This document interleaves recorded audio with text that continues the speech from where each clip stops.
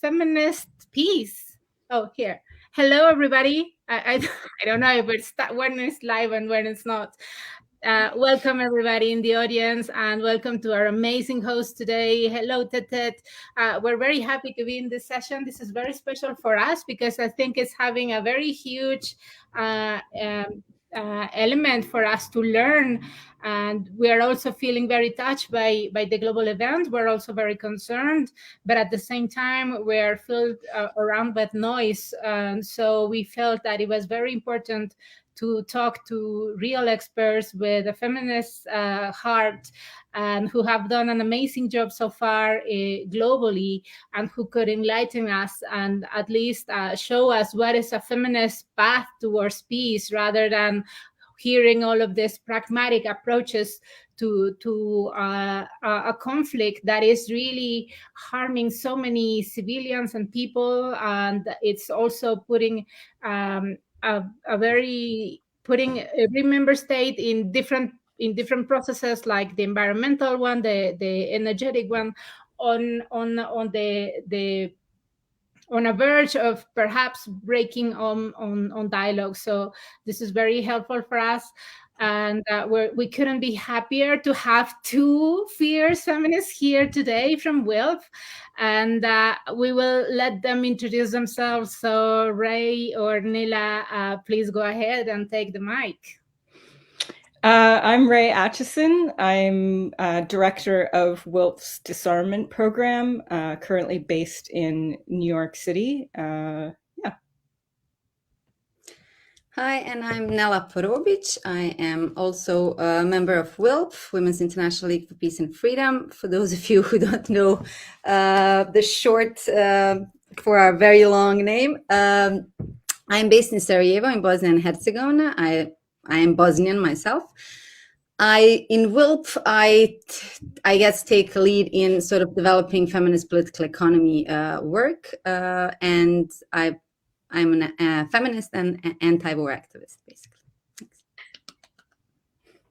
Awesome. Tete, do you want to say hi to the audience and our guests? Yes, hello everyone, and I'm so glad that we are finally having this session, which is very, very timely. It's very much needed, and I was telling Ray and Nela earlier that there's so much noise around us. You know, we've been bombarded by so much information, images, and stories about the horrors of this war of aggression, but you know, not too many of us have a deeper analysis on why these things are happening and what could be the path, what could be the genuine path to peace. So I'm really glad and excited to learn from our experts, and probably also give us some ideas around what we should be doing as civil society and members of social movements in order to show our solidarity to everyone who is affected by all of these wars of aggression. Yes, thank you. And Ray and Nela, I just want to start with some basic terminology.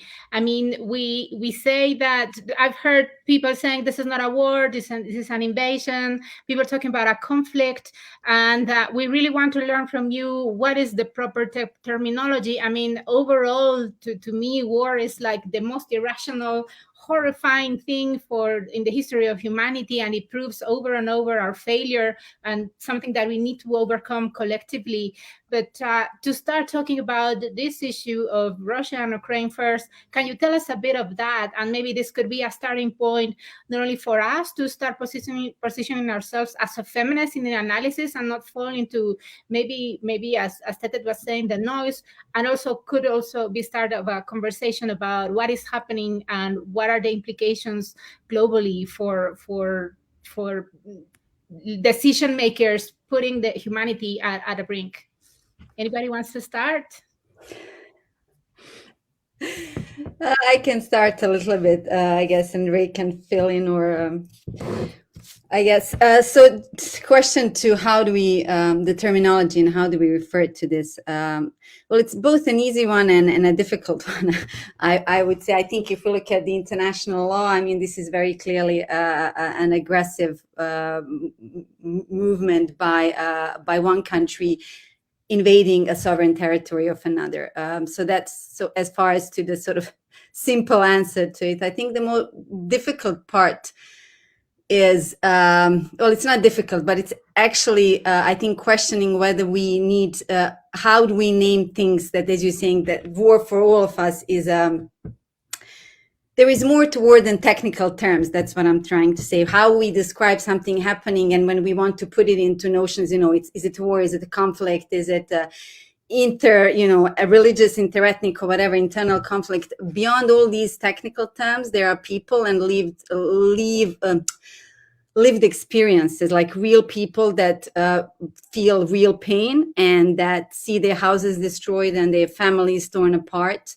They see death, and they are very difficult to see sort of a path towards the future. And for me, I think what terminology we use to elevate those experiences is far more important than, how we term the this or that war. But technically, for me, it's an aggression, right? Yeah, I think that's a really important point that hits to many things, is really the attempt by those who are engaged in these conflicts and aggressions and wars to use techno-strategic language, which both distracts from what's happening and makes it seem, like this is something for our political elites to deal with. It's not something that people can think about or talk about unless you know the professional lexicon, and if you don't, then you don't get to say anything. And the other thing that the techno-strategic discourse does is it really sanitizes what's happening, right? It makes it seem like, we're eliminating people. Okay, well, you're killing them. Or, we're engaged in a special military operation. You're bombing homes and schools and hospitals. So I think as peace activists and as feminists, we have a responsibility to not get caught up in the jargon, to just call this a war, to name it as violence, and to talk about, like Nela said, to just talk about the experiences that people are having. Thank you so much. Hey, Rina, welcome. Hi, everyone. Hey, I'm sorry I'm late, but so nice to see you, Nela. Right? Hi. I think that, yeah, you're supposed to answer something, isn't it? I don't want to cut in the middle and then disturb you. Go ahead. We're just, I was just about to ask our guest, and we will get to some of the global issues and global dynamics, but just for the start, let us say that this conflict is not impacting only people in the territories. It's impacting people also around the borders and more broadly around the world.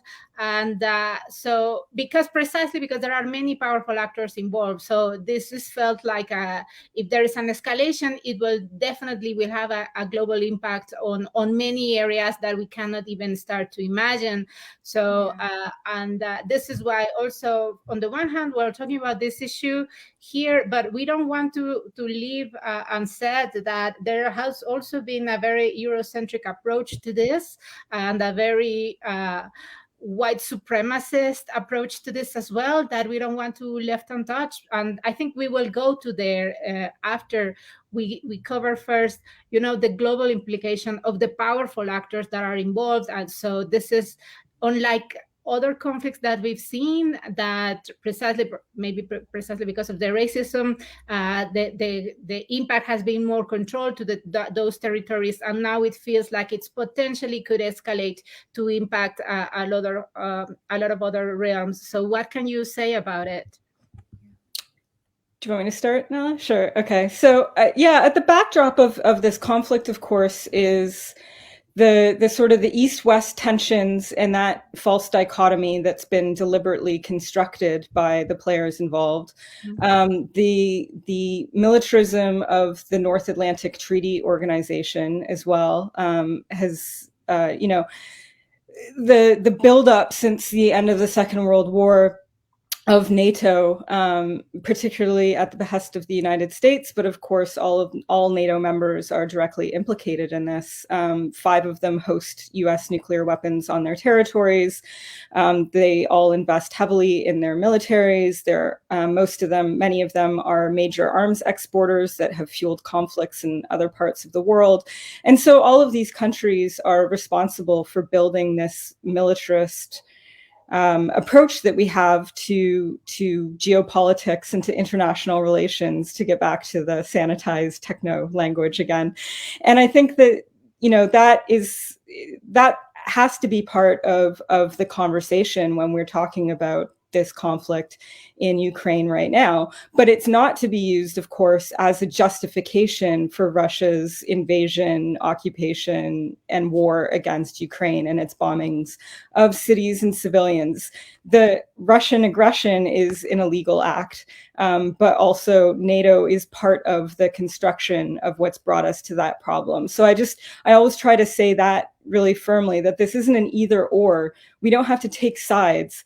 There's a lot of blame to go around for everybody that's involved in creating this situation. And where we need to stand is on the side of oppressed peoples everywhere, not with a state, not with a military alliance, and not with those who say that we need to keep adding weapons or spend more on militarism in order to solve the problem that militarism has itself created.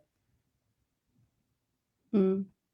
Yeah, I don't have much more to add there, but I do want to I think, reinforce the point that at this very moment, from a feminist perspective, I think it is our responsibility towards the people in Ukraine that are hurting to very clearly state who is doing the bombing. And as Ray pointed out, this is not to say that this somehow exculpates, I think it's the word, the other actors that are involved. But I think feminists and anti-war activists have been consistent in calling out US when in Afghanistan, in Iraq, etc. So now we cannot shy away from, I think for me, it's really about the responsibility towards people currently being killed in Ukraine. And it's the same responsibility, I think, stretches also for us not to forgetting the other ongoing conflict. So Afghanistan very quickly disappeared from media. So nobody, Taliban's have used the momentum for their own benefit. We're not talking about it anymore. Now, as you rightly pointed out, it's very Eurocentric. Suddenly there is also,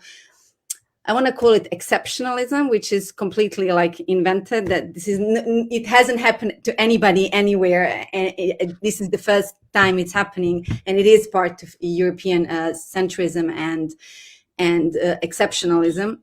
We have completely forgotten Palestine, Syria. There are all these conflicts. And as Ray said, and I guess just to reiterate it, it's from a feminist perspective, from an anti-war perspective, it is our duty responsibility to constantly make sure that when we talk about peace in Ukraine, we also make sure that that sort of peace has to do with peace everywhere, because we can pretend, we can solve potentially or not, conflict in Ukraine, but that will not solve the structural problems that are underlying. So for each conflict, we're opening a new path for a new one. So for me, as an anti-war activist, it's really important to see the big picture and to try to address it in a way that doesn't enable next war to become a reality. And I just want to tap here, into that. What is currently enabling future conflicts is this huge militarized or militarization of European solidarity. That is, European solidarity, I say that in quotes. What they have done is basically they've, under the pretense of solidarity with Ukrainian people, they are sort of throwing guns at Ukrainians. And this is a very difficult question. And for sure, we can come back to it later because, people's right to self-defense and all of that. It's a very difficult question. But I do want to raise this because this intersects racism, I think. Who has the right to self-defense? So we didn't arm Yemenis people, at least not openly. For sure, countries have been arming Saudi Arabia to bomb Yemenis people. in secret or not so. But now openly there is this claim that we are in solidarity with Ukrainian people by sending them more guns, but we're doing very little to send them humanitarian assistance and to make sure that they actually survive war. Can I ask a question? There's so much noise around the issue, and yet some aspects of it are, disturbingly silent. You mentioned about the role of the NATO, what many European governments have been doing, fanning the flames and fueling the tension even more. But it's not, my question is not to really ask, who is more responsible or who is more accountable, but what do you see is the United States' hand in all of these issues? Because I've also been reading a lot of stuff, and they say that, it's like Ukraine has become the Gulf yard of two imperialistic powers, the Russian Federation and then the US on the other hand. Has there been some thinking around that angle or analysis? Go for it, Nela, if you want. No, I think I want to add other actors to that. I think there is, if you want to take US, I'll just add later, international financial institutions and so forth, if you don't mind. Yeah, okay, so you want me to do US first? Yeah, sure. Definitely. I'm not a USian, but I do live in the US. And so, the US has acted with impunity on the global stage for such a long time. And I don't know if any of the audience followed the discussion in the UN General Assembly this week that was held because of the failure of the UN Security Council to do anything about this situation. And the US ambassador yesterday delivered this impassioned speech about how the job of the United Nations, its sole purpose basically is to stop war and to condemn war. And it's just absolutely amazing to listen to a US ambassador say that after the performance of the US in, say, 2003, when the entire United Nations was united against the US war in Iraq. And so there's just this complete invisibilization of everything the US has done. What else did the US say yesterday? They condemned the use of cluster munitions by Russia. Well, the US refuses to join the treaty banning cluster bombs. The US condemned Russia's move to put its nuclear forces on higher alert. Well, the US has a massive nuclear arsenal, is investing billions of dollars into modernizing its nuclear arsenal, refuses to join the UN Treaty on the Prohibition of Nuclear Weapons. Okay. Then the US says, oh, we support the brave Russian anti-war protesters raising their voices for peace. How many anti-war protesters has the United States locked up? How many people has it criminalized and prosecuted for exposing US war crimes? I mean, the hypocrisy, it just goes on and on. I could keep doing this all day for every point that the US made. And so we're in this moment where we have a United Nations that is largely unified around condemning the war in Russia, which it absolutely should be doing. It absolutely should be demanding peace and calling for an immediate ceasefire and for diplomatic negotiations. And that is what it's done. But this is also, really frustrating, I think, for a lot of the countries that are participating in this debate and listening to the US or listening to other NATO members call for peace when they've been the instigators of war for so long. And so I think we have to be able to hold multiple truths in our head at the same time as peace activists. And like I said, again, the bottom line is we have to stand with all people who are suffering from war and not with any one of these particular governments, because their inclination is to just keep arming and keep arming and keep arming, as if, investing more than the $2 trillion a year that are already invested in militarism is going to create a different path for peace. It just absolutely won't. Yeah. I just wanted to add, because I knew Ray would much more brilliantly answer this question than myself, but I want to add other actors that I think are also pretty hidden in sort of these discussions of what is the underlying factors that have led Ukraine, but also so many other countries towards a very precarious situation, and then eventually also into war. And this is the international financial institutions. I think there is way too little talk about the responsibility they carry.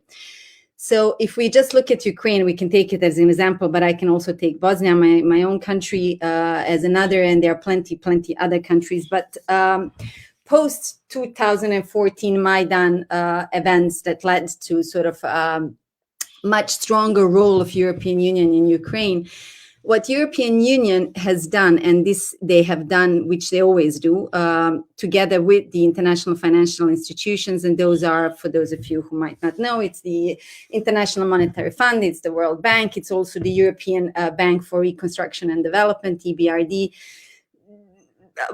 financial actors, basically. What they have done is that they, in their way of understanding how country is being sort of built, or how democracy is being built, is basically not so much about building an environment where we can nurture peace in whichever way the people of that country understand peace, but it's about forcing a capitalist political economy model on these countries. And in doing that, what they do is, one of their tools is forcing them to adopt structural adjustment programs. And this is something that I think it's a very colonial tool, something that was, I think, first among the first countries that have, maybe even sort of the pilot countries, have been countries on in the African continent, but have gradually moved more and more into the, what I think I would call, how I would situate Ukraine and countries as my own, like Bosnia and other former Eastern European countries. This is like a periphery of Europe, but also semi-periphery in the world. Like, so we're not global south, we're not global north, we're somewhere in the periphery. And a lot of things are happening in this hemisphere. One of those things are structural adjustment programs that have pushed these countries to sort of abandon policies that have to do with social justice, that have to do with redistribution, with building social infrastructure that basically enables people, I think, to solve potential problems in a non-violent way. But when you basically, you know, when people are hungry and people don't have any cultural activities, when we don't invest in education, it's much easier to instrumentalize potential conflicts and push people into war than if you actually nurture sort of socioeconomic rights and access to them. So I really want to make sure that we also don't forget their role in this. And they are continuing. I was just looking at the other day, European Union came out with a statement and said that they are giving yet another tranche, I don't know how many billions, to Ukraine. And if you read the fine print, it says basically conditioned fulfillment of IMF conditionalities prior, which is basically structural adjustment programs again. So here we are, whenever the war, you know, this war will eventually stop in one way or the other. And when it does, what we will need is basically investments in social infrastructure. We will not need austerity, you know, governments holding back money, but investments. So yeah, I just wanted to really make sure we don't forget that. This is so mind-blowing. I don't know, Rina, it will be your turn to ask a question. So, but I'm also eager to jump in. But go ahead. If you're muted. You're muted. sorry, if it's a follow-up on this, go ahead, because I actually want to ask something about the wealth and then the campaign that they are doing. So go ahead if you want to follow up on this question. Yeah. Yay, I get to speak first. Yes, I have actually two issues I wanted to bring in. The first one is, I heard this issue on the right to self-defense, which was very striking for me, because there is an angle in which everybody's calling for the EU and Western countries to let us say, to react more strongly and to take a stronger action, and that means maybe even sending troops. And NATO is there, and we know that is part also of the problem. I read somewhere that the most successful way in which the NATO could achieve its goal is by disappearing, and I stand by that premise as well. And so, but then you are saying something that maybe on the surface, but we know that there is a military industrial complex that is also benefiting from this, and is actually pushing not only the US, but many Western actors and Eastern actors to move in together into this escalation. So we would like to talk about that for a bit. And the second one is about, on the sectorial side, we know that this has been fueled by an energetic point of entry, and many of the current conflicts right now are started as a conflict of the distribution, the source of fossil fuels, energies. And now, with the contrast of climate change, Will has an amazing analysis on how the shifting the funding from the military industry to address the environmental emergency could really make a huge impact in saving the well-being of people and the planet. So I know I'm bringing too many huge issues, but these are things that are precisely at the core of the structural analysis we need to have, as opposed, as you were saying, Ray, taking sides on one actor to the other, or as you were saying, Nela, just to say, well, people have the right to defend themselves. So what can you both say about this? Yeah, on the arms producers, I mean, they're having a field day, right? Their stocks are shooting up. They're making profits. They always do, making a killing on making a killing. And they're happy to see this war continue. They're happy for Western countries to send weapons in. They're happy for any escalation. This is part of why these aren't the connections between these war profiteers and the governments of these countries is also very strong as well, right? So this is why these countries aren't the ones that we need to be looking for to establish peace. These are the countries that are going to perpetuate conflict, as they have in so many others. And also, you know, that binds into the hypocrisy as well, where these countries are saying at the UN, condemning Russia's bombing of towns and cities and killing of civilians and destroying civilian infrastructure, yet their weapons are doing the same thing right now in Yemen, in Gaza, in Syria, you know, all over the world. And so that has to be part of the conversation for sure as well. And then that ties directly into the climate crisis and the need to divert our spending from militarism and from war into not just peace in general, but peace in very specific things. And that includes absolutely the climate. It includes degrowth. It includes mitigation. It includes protecting people from the inevitable disasters that are already occurring and that are going to amplify. Even if we ended all fossil fuels today, you know, there's still going to be a lot of climate crisis that we have to deal with. But these same companies that are investing right now in militarism and violence and selling weapons that fuel conflicts are also, in many cases, in Europe and in the United States, the same companies, private companies, that are involved in militarizing borders. And again, this brings us back to the racialized aspect of all of this. Their solution to the climate crisis is not to prevent the climate crisis from getting worse. It's to prevent people from entering their countries when the climate crisis becomes completely untenable in certain parts of the world. And so we're seeing border walls being built around the world. We're seeing those walls and spaces being militarized through surveillance technologies, through weapons and weaponization of surveillance technologies, through investments in border control troops and police forces. So that's the response that they're taking. It's not to actually solve any of the social issues that are underlying any of these crises. It's not to deal with the the sharp end of the stick. It's just to militarize against it. And so we just keep doubling down on the exact same answers, or same things again and again and again, as if this will solve the crisis that these things have created in the first place.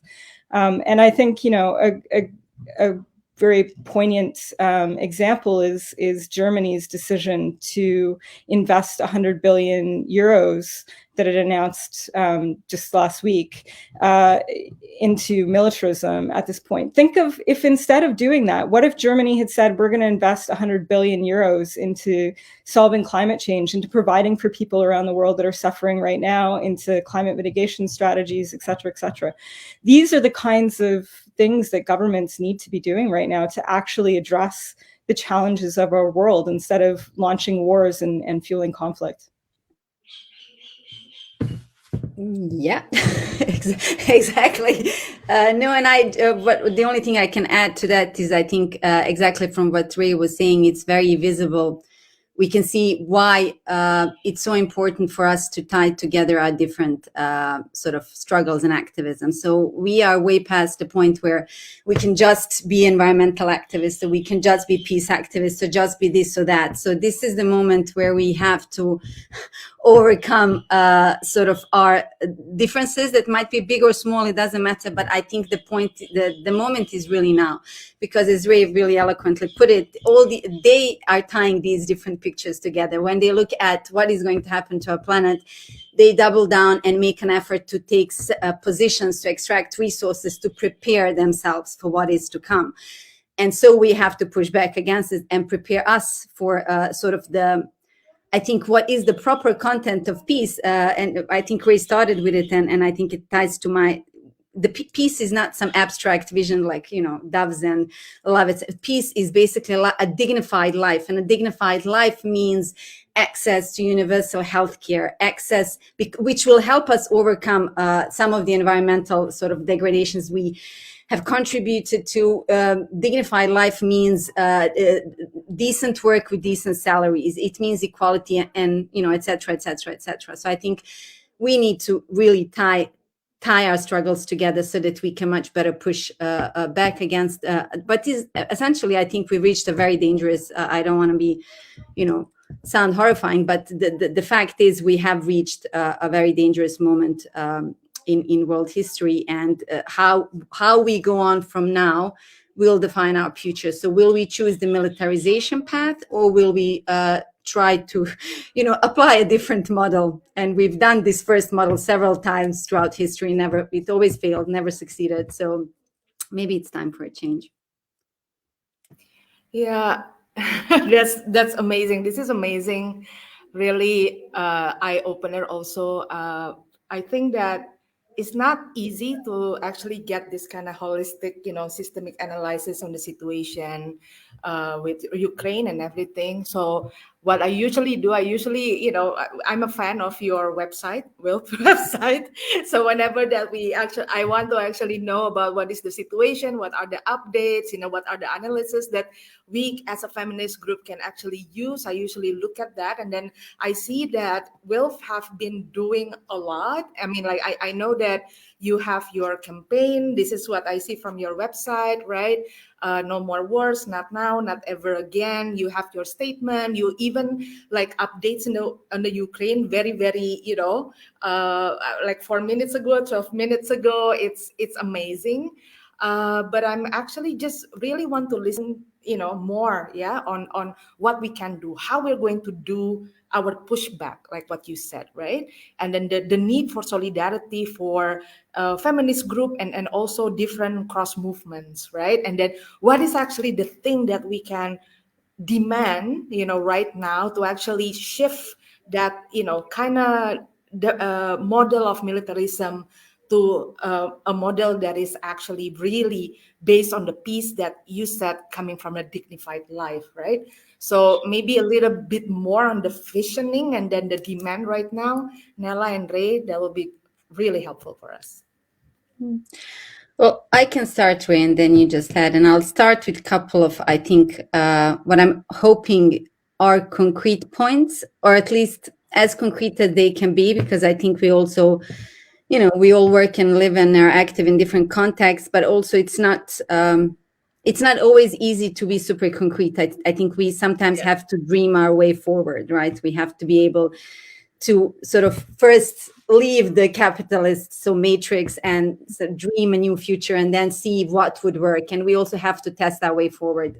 There's nothing to say that there are right or wrong answers. But if we just look at, I will start from the point where I'm sort of focusing my work on, which is this political economy stuff. I think one of the key points in freeing up money, which is definitely there in all our societies, even in the countries that don't have big budgets, there is money, but it's a matter of sort of conscious political decisions. I think we as activists should always, and I think that's something I always take with me from my feminist position, is we always question the policies and the decisions made. They are always grounded in some sort of ideology. So what I would like activists in my country to be pushing back against are the neoliberal policies. One of them is the austerity measures, is the saving in the public sector.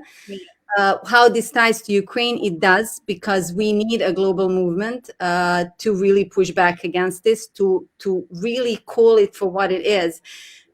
Saving money in public budgets is basically about neoliberalism. Neoliberalism ties into, is I think, one of the worst shapes of capitalism, and it feeds off the capitalist sort of project of this ever expanding growth and extractivism and whatnot.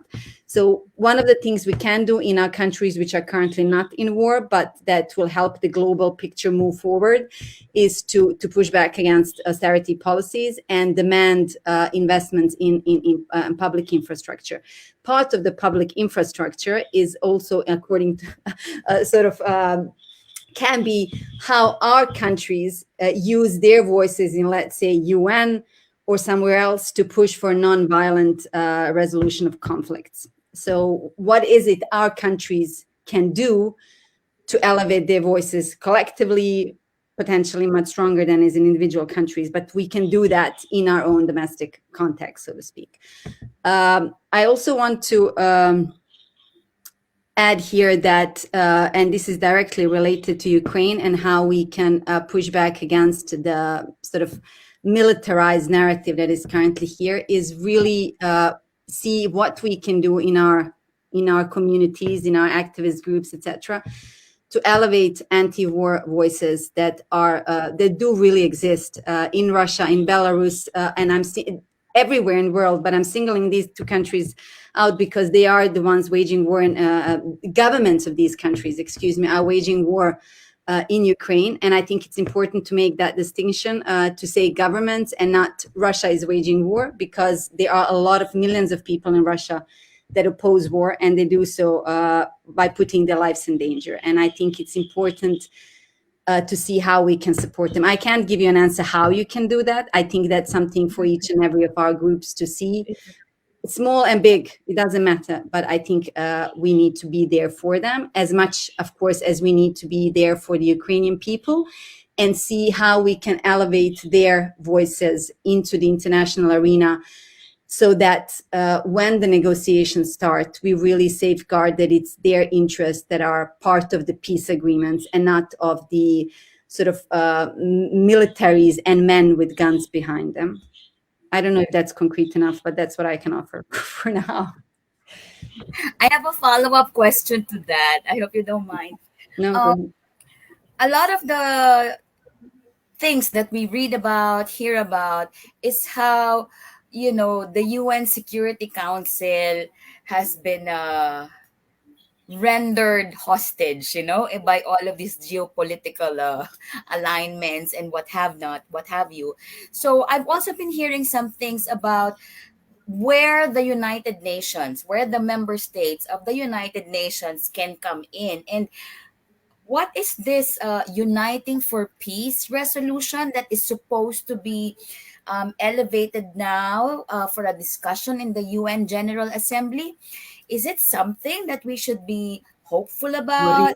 Something that we should be supporting? Or Yeah, I'm at a loss. No, maybe you have more experience in this uniting for peace. Because if my memory serves me right, this uniting for peace resolution was also used or invoked in the war against Iraq.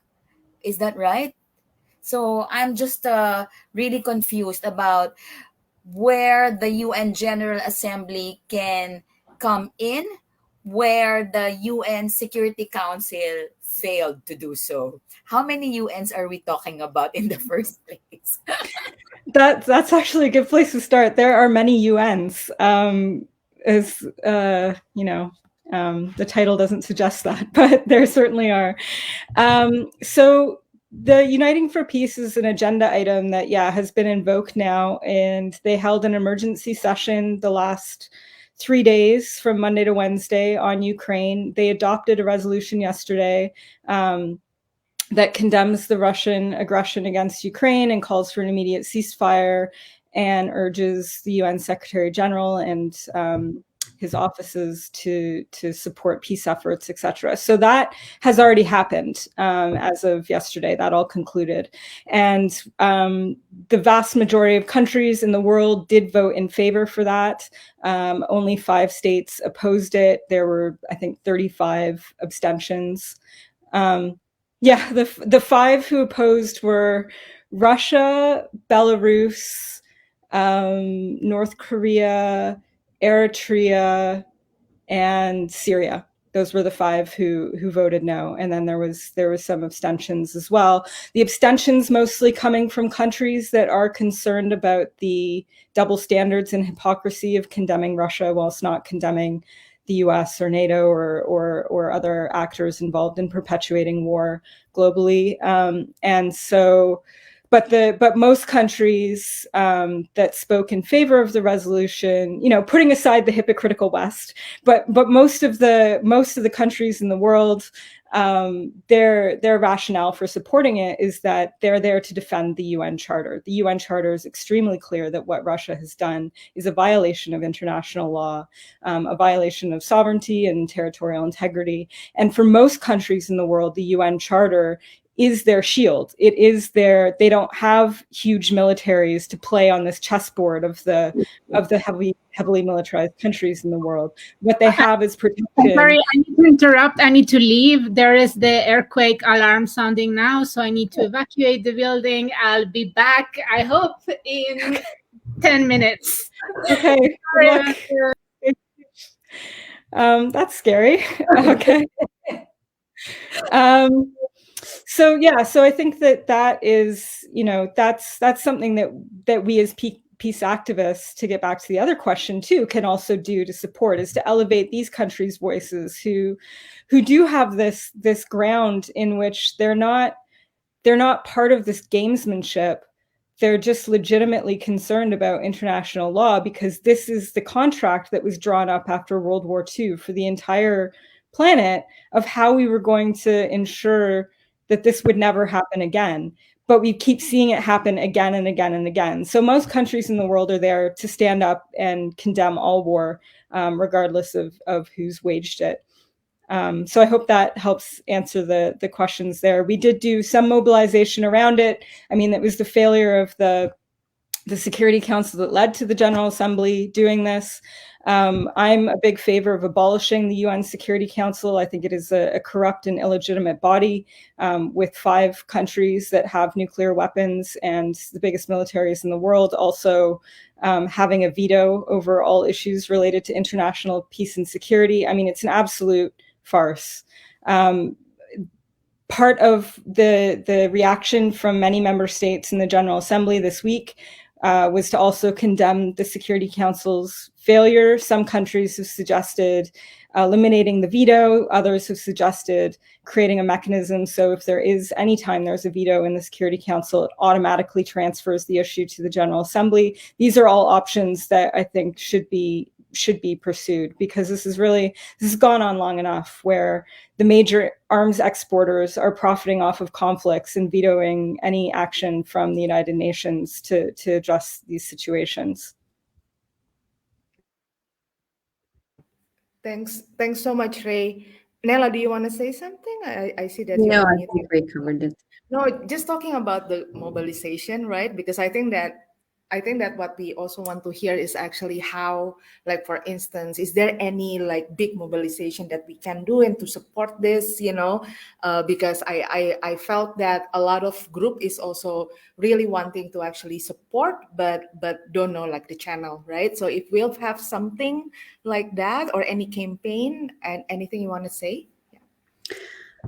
What is happening currently is, I think eventually we moved it forward a little bit, and it's not campaign, I guess, but it was more call for an action. Our sections planned, and I think are still planning, but some of them also moved it much earlier to do something around 8th of March. And I think probably there are other organizations that plan to use 8th of March as a momentum to raise voice. I think I even read just this morning, but I can't remember who, somebody was calling for a global strike, women's strike, etc. So I think there is a lot of it. I think, as always, our challenge is to bring us all together, because imagine how amazing it would be if we could actually all pull together all of our activities. And despite all these social medias, sometimes I think the world is more divided than ever. WILP's foremothers, women that sort of founded WILP, managed in 14? Am I right? 14? Without Facebook and I don't know, Twitter and all the social media sort of come to Hague in sort of in 1,000+ numbers. And if it was possible then, it sure would have to be possible now, but I don't know how. But I think it's our greatest challenge. It would be, I do want to believe, and I do believe that eventually there are much more of us that are against war and against this kind of world order, that want to live a life in dignity and equality, than there are those that wage war and play these geopolitical games. But they are actually much better in colluding and sort of networking, if you wish, than we are. And I think once we overcome that challenge, for sure we can overturn this world order. That's my big dream. Yeah, there's a lot of things happening. We just and I think whichever we choose to support, as long as it's sort of against war and for peace, it's good. There's, in addition to the 8th of March, there's an International Day of Action being called for this Sunday on the 6th of March to do actions wherever you are in the world, to stand for peace and nonviolence and an end to this conflict. So I think that's something also that people can get involved in and do wherever you are. There's also kind of to get back to the structural issues, there's the broader campaigns and work that need to happen all the time, that aren't necessarily directly in relation to this conflict, but that we need to keep working on. So I'm with the international campaign to abolish nuclear weapons, and getting rid of nuclear weapons has been our goal since 1945, right? I mean, that's the anti-nuclear movement is very long and storied. And so in this moment when nuclear weapons are back in mainstream news for the first time in a while, and people are concerned, this is really imperative opportunity to elevate that issue again, to encourage our governments to join the Treaty on the Prohibition of Nuclear Weapons, which completely outlaws these weapons. ICANN has many campaigns that you can do locally, like an ICANN Cities Appeal, to get your local town or city to support the treaty and call for an end to nuclear weapons. There's divestment work going on around nuclear weapons. If you go to don'tbankonthebomb.com, there's all kinds of information about what financial institutions are investing in nuclear weapons and how to get them to stop, and move your own money from banks and pension funds and things like that. So there's that kind of concrete work that isn't directly related to this crisis, but is an issue that's surrounding this crisis. The same thing with the global arms trade and confronting arms producers, whether that's through direct action. During this crisis, actually, we've seen a number of direct actions at Lockheed Martin and Raytheon and these companies where people are doing sit-ins or graffiti to oppose the war. So things like that are always important. Lawsuits are ongoing against arms traders and war profiteers. So supporting those kinds of actions are really important as well. And then I think, in addition to what Nela was saying about elevating the voice for peace and nonviolence, I think that is really crucial. There are people within Ukraine, within Russia, within Belarus that are speaking for nonviolence and are speaking against militarizing the situation further, and elevating those voices amidst all of the warmongering that we hear in the mainstream news and just in our conversations, I think is really, really important. And then the last thing I think that I would say is to really, whatever issue you're working on, to think about how war intersects with what you're doing. If you're working on environmentalism and the climate crisis, if you're working on Indigenous rights issues and land back and water protection, if you're working on police militarization and brutality, if you're working on abolishing the prison industrial complex, if you're working on migrant rights and looking at border imperialism, war impacts all of these issues. The same companies are profiting from oppressing people across all of these issues, and the same forces of militarism are at work. And we can connect up our movements for abolition across a broad spectrum that will make us even stronger as we confront this war and prevent the next one. Hello, everybody. I'm back. Just wanted to ask our audience if they have any questions or comments to this our amazing guest. And I think you may have shared with the audience the secret of peace and happiness while I was away, so I'll catch up later. But I have also two things before we close the session, and hopefully we can also stay for extra 10 minutes. You let us know. But on the race component, I would like to dig in further. I think there we had been seeing not only a narrative on racism in not allowing people from mostly Asia and Africa on the one end on Ukrainian forces, but also on the other end around the border. So I think that's something that we need to speak as well about why, when we're talking about the safety of population or humanitarian action, there is also this sense that some people are more worthy to receive that than others, or to exercise a life free of violence. Who is the narrative saying that are the societies that are entitled to a life free of violence as opposed to those who don't? And the other elements is the fundamentalisms. But we can go into the race, and let me know if we can stay for 10 minutes. And the issue of rising of fundamentalisms is very important. And I just want to point out to the audience, because we know that there has been this discourse about Nazism in the Nazi bodies in Ukraine, and it's not Nazi in this way in relation to Judaism. Is Nazi forces in the sense of nationalisms, that extreme nationalisms that are also a source of many conflicts around the world. And of course, they feed into all of these escalation so far. So I agree with you. It's not about taking sides, but also to see that there are many complex elements in a war, and that have structural roots, and that as a society we need to tackle them in all of our territories. It's not that it's only happening there. It's something that capitalism also thrives on, right? On feeding fundamentalisms and racism. So we would like your take on this. I can start, maybe. Yes, maybe I'll start backwards, if you don't mind, with the Nazi movement or the far right, because and I'll talk from the European perspective here, because it's what I know best. Maybe Ray can add also from US and far right there, but it has been a very interesting development, but we've seen a lot, quite a big rise in fascist, in far right movements, but also increase in fascist policies in governments in European Union. So I think European Union as a collective body somehow for a very long time thought of itself of some being exceptional to this, I guess, tying back to this European exceptionalism and thinking they are safe from.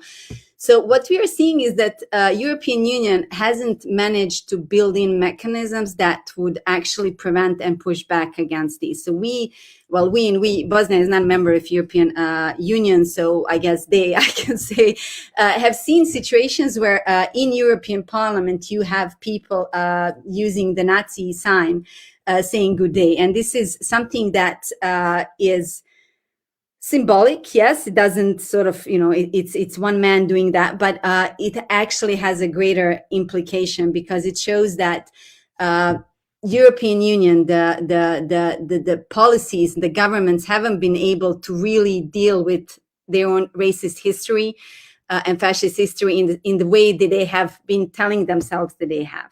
We haven't dealt with it. And I think when the leftist groups, maybe early 90s or something, started to flag that issue is coming back. We were told that, fascism was a relic of the past. It's something that belongs to the Second World War. Nothing of that is happening. Rather, I think it was the leftist groups that were often pointed as the radical ones, the sort of the dangerous ones. And there was a refusal to recognize that the policies the liberal governments in European Union were bringing forth, which cut down on education, cut down on health, going back to the whole austerity neoliberalism, directly contributed to the rise of these forces. And like I said, we are way past fringe groups in our societies. We are now talking about fascist politics in Hungary, in Poland, in Croatia, that are affecting sort of, that then intersect to go back and tie back to race and border imperialism and border policies that affect sort of how the European Union has been responding to the sort of migration movements. And it's quite devastating, and I'm really, I for the lack of a better word, but I am ashamed of how these policies have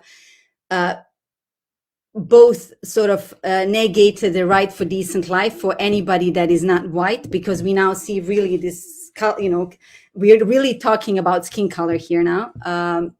And I can just, sorry, I'm rambling a bit, but I want to tie, I was a refugee once. So when the war in Bosnia started, we fled to Sweden. And it's been interesting for me from that sort of lived experience of my own to follow the dynamics of how race is understood and color is understood in Europe. Because when we were refugees coming from a periphery, coming from a post-socialist country, I literally had experience of people telling me that I'm slightly darker skinned than they are. That has changed, right? So for me, that was shocking because, okay, but that has changed. Now Bosnians are considered, and I say all this in quotes, I don't mean it in any positive way, are considered as a likable immigrants because we are white, we are apparently culturally similar.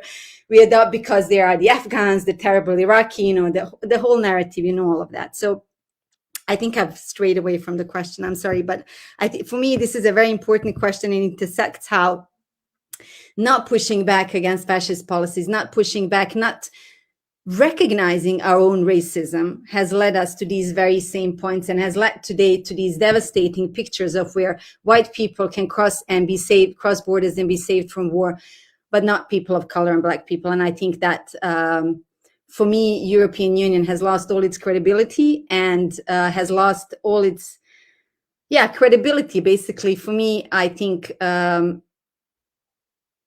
there is very little in European Union policies that I see that restore my faith in any sort of, if there ever was European solidarity, if there is such a thing. I'll stop here. Sorry for taking time. I just strayed away in sorry. No, I just want to send you a hug before giving the third to Ray. Yeah. Well, I don't know what I could add to that. I guess, just to say, it's when the Europeans were saying, oh, we're opening our borders, blah, blah, blah. And it became clear very early on that they meant to people they perceived as white Ukrainians, and not to other Ukrainians of color, or foreign students and other people of color that were in the country, but also just the hypocrisy of Fortress Europe, as it's called, which has spent billions over the last decade or so building up its militarized response to migration, the way that it's allowed people, facilitated even the drowning at sea of migrants, the horrible conditions in detention centers in Libya from people that have been try to prevent from entering Europe, and the conditions that they faced along the Balkan route and other places in Europe. So it's just, that dichotomy is just so obvious and incredible. And then just to add the North American perspective, I don't even know what needs to be said about fascism over here at this moment.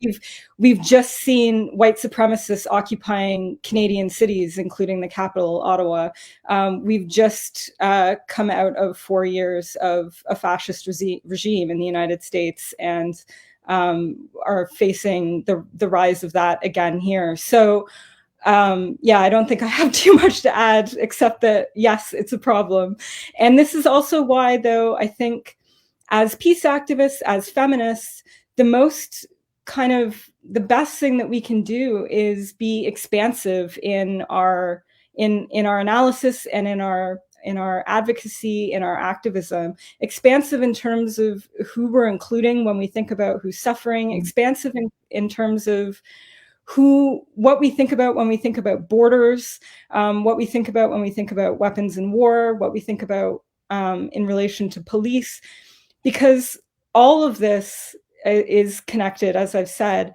And I think that as peace activists and as feminists, holding those truths together and working to abolish any of these systems contributes to abolishing all of these systems. And I think that's where I really find hope in these moments of despair and feeling overwhelmed, and like the world's going down and it's continuing its spiral that it's always been on, and there's no off ramp. We create the off ramp as peace activists. We have to always be articulating that alternative and holding each other in community as much as possible to push those alternative visions and pathways forward.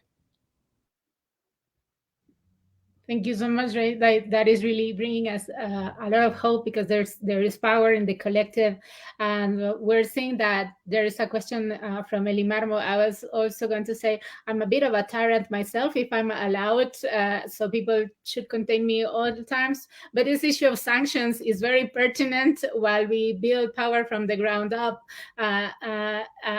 Is there a way to promote sanctions? And Eli is much more gentle. And so she's asking, especially sanctions with the actors who are having an adverse impact on civilians. But in the bigger picture, is there any way to reinforce, the law from many means? As activists, maybe we're trying to push towards that as well. How can we engage with the political actors at this moment? On sanctions, I don't think there is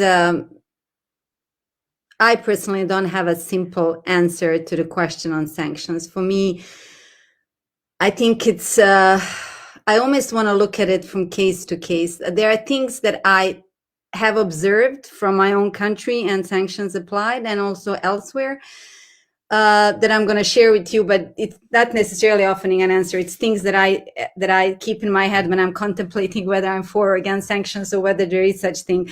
But it's basically that it's, I think sanctions, even when they're targeting individuals, the rich oligarchs, whether it's rich oligarchs in Russia or Ukraine, or corrupt ethno-nationalist politicians in my own country, I know people are calling for them, and I'm not saying they are wrong. So I don't want to give a wrong or right answer, but I want us to think about various aspects of it. Even when they're targeting individuals, these individuals tend to have cash stashed away, so it's not like they're going to starve. I think that's at least that's what I have observed. So even when it's targeting individuals, somehow the profit they are losing is going to be, how do you say that in English? It's going to be replenished by the people in the country in one way or the other. I don't know if replenish is the proper word. So I am, but I'm not completely against it, because I think sometimes we also have no other means and we don't know, what else to do. But if we go along, like if we start discussing these sanctions, I think we really have to make our how do you say due diligence. We have to do our gender impact assessments, human rights impact assessments. How is this going to affect people before we just hurdle into sanctions? So yeah, that's my sort of a non-answer. I think. How do we engage with politicians on structural level? I am, and again, I'm really speaking from my personal experience in my country.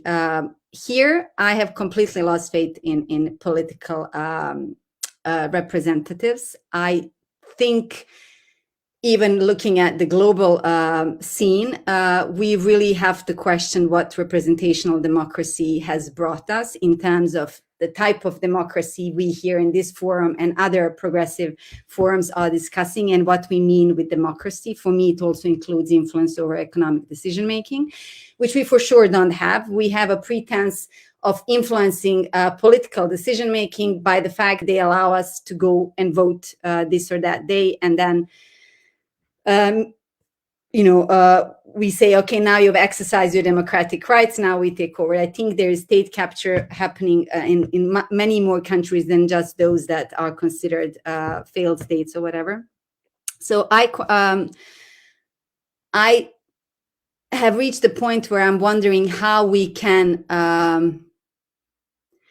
look towards our communities, local communities, and how can we start building new structures that help us bring back democracy where it belongs, with the people. So maybe in some countries it works and it's still possible to influence the big politics. In my country, it's not. So we are looking as activists, we're organizing a meeting in small groups and trying to see how we can do this differently.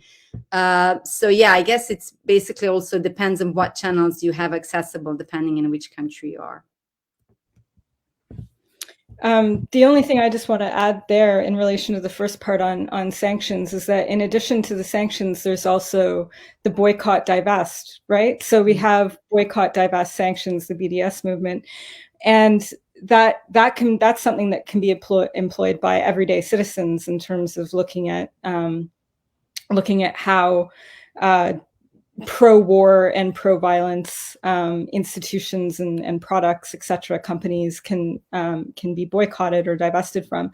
But I also think, whilst we're hearing all this support for BDS in the context of Ukraine and Russia, if we're saying that BDS is okay here, then BDS is okay everywhere, which means that BDS against Israel has to be acceptable as well. So going back to the comment I was making about having expansionist politics and inclusive politics, we have to be consistent. It can't just be okay, all of this in terms of opening borders and providing for people and caring about people and employing sanctions and boycotts and divestments. It cannot just be about a white country. It has to be about everyone suffering from oppression and war everywhere.